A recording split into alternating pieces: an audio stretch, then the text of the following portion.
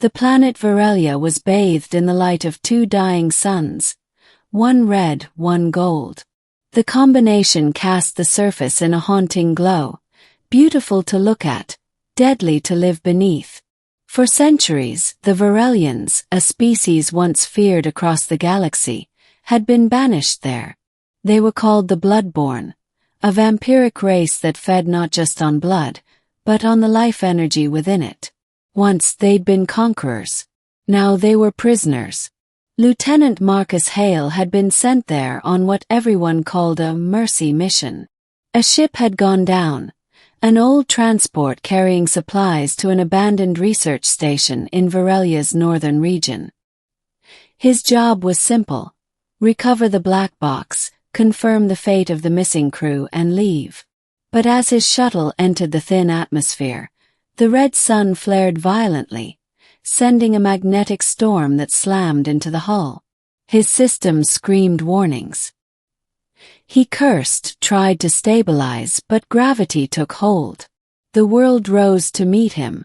When Marcus woke, his ship was a smoking ruin. The red light made his skin burn. His visor cracked, or hissed.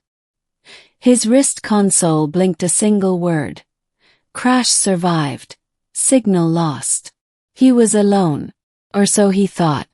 That night, when the twin suns vanished and Virellia was bathed in black starlight, he saw movement near the wreckage. Eyes, silver, reflective, watching from the darkness. He reached for his sidearm, heart hammering, every instinct screaming predator. Then she stepped forward. She was tall, her form draped in dark organic armor that shimmered like obsidian glass. Her skin was pale, luminous under the starlight, and her hair, black as space, floated slightly as if alive. Her eyes glowed faintly silver, feline and haunting. Marcus raised his weapon. "Stay back." She tilted her head, her voice like a melody stretched through sorrow. "You are far from home, human." He didn't answer. "I can smell your fear," she said softly. "Don't worry. If I wanted you dead, you'd already be bones." "Who are you?" he demanded. She stepped closer, and for the first time he saw something unexpected: wounds. Deep, glowing cuts along her neck and shoulder, leaking crimson light. "I am Lysara," she whispered. "And I am dying." Middle, the hunter and the hunted. Marcus didn't know why he helped her. Maybe it was instinct, maybe pity. He dragged her into the wreck, sealed the hatch, and activated a med pack. The autodoc scanned her but hesitated. Her physiology was alien, layered with unknown compounds. "This won't work on you," Marcus said. "You need blood," she finished, her voice barely a whisper. "Yours would heal me." He froze. "I'm not asking," she said weakly. "I'm warning you." He aimed the injector gun at her again, but she didn't move. Her gaze met his, ancient and tired. "If I take from you, I'll lose control. I don't want to become that. Again." Her eyes flickered with pain, not hunger. She was fighting it. Against every protocol, Marcus removed his gloves and placed his wrist near her lips. "Then don't take much," he said. "Just enough to live." Her eyes widened, disbelief breaking through her exhaustion. "You would give yourself to a monster." Marcus smiled faintly. "You're not one." Lysara's lips trembled as her fangs extended. Not grotesque but elegant, curved like ivory daggers. She bit, and pain lanced up his arm. For a second he wanted to pull away. But then warmth spread through him like being wrapped in starlight. When she pulled back, her wounds had stopped glowing. Her breathing steadied. She looked younger, stronger. But tears glistened in her eyes. "You shouldn't have done that," she whispered. "Now they will come." "Who?" "The Bloodborn Council," she said, her voice trembling. They can feel when one of us feeds again. I was exiled for refusing the hunt, for trying to end our curse. Now that I've taken blood, they'll know I've broken the oath. Marcus sighed, rubbing his wrist. So they're coming to kill you? She nodded slowly. And you?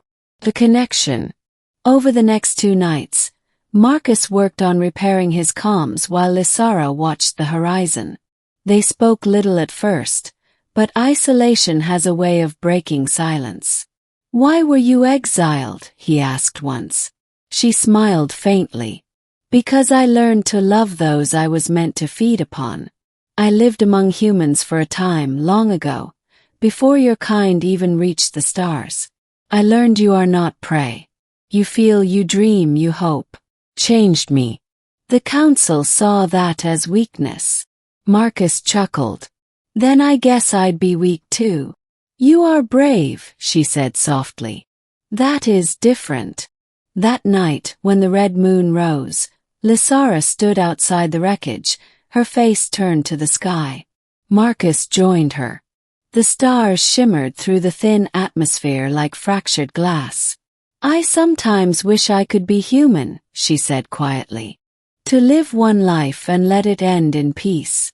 But I am cursed to live 1,000, and each one begins with blood. Marcus looked at her and, without thinking, said the words that would change everything. You're beautiful. Her head snapped toward him. In an instant, her hand struck his face, fast as lightning. The sound echoed through the barren night. He staggered, stunned. Her voice trembled. Do not say that. You don't understand what you invite with those words. Marcus wiped his mouth, anger flashing. Then explain it. Her expression softened, guilt washing over her. To call a bloodborn beautiful is to offer your life to them. It is an ancient vow. We are bound by it. He blinked. You mean? Yes, she whispered. If I accepted your words, you would become mine to protect. Or to consume. And I cannot bear to lose another human to my curse. The hunt begins.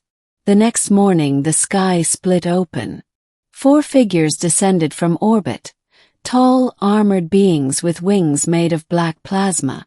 The Bloodborn Hunters. They found me, Lysara said, her voice hollow. Marcus grabbed his rifle. Then we fight. You cannot fight them, human. They feed on light itself. He smirked. Good thing I brought bullets. The hunters landed in a storm of dust and energy.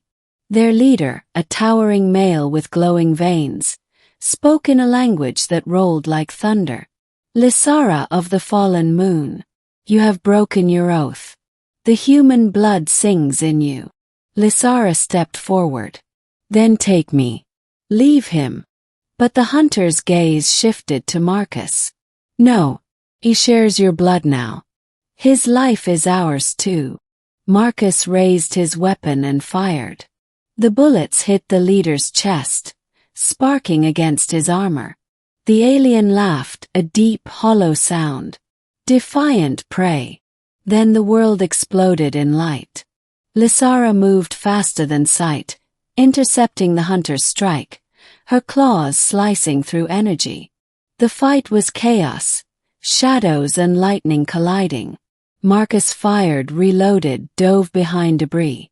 Each movement felt slower compared to them, but he refused to stop. At one point, Lysara screamed his name. He turned, and saw one of the hunters aiming a spear of crimson energy at him. She jumped between them. The spear pierced her chest. The ground went silent. Marcus ran to her, catching her as she fell. Lysara, stay with me. She smiled weakly, blood glowing between her lips. I told you, human. I am not a monster. He gritted his teeth. I know. Then he did something reckless. He grabbed the broken spear, pressed it into his wrist, and let his blood drip onto her wound. Take it, he whispered. Live. Her eyes widened. No, if I drink now you'll die. Then take it anyway. Her tears fell as her fangs extended.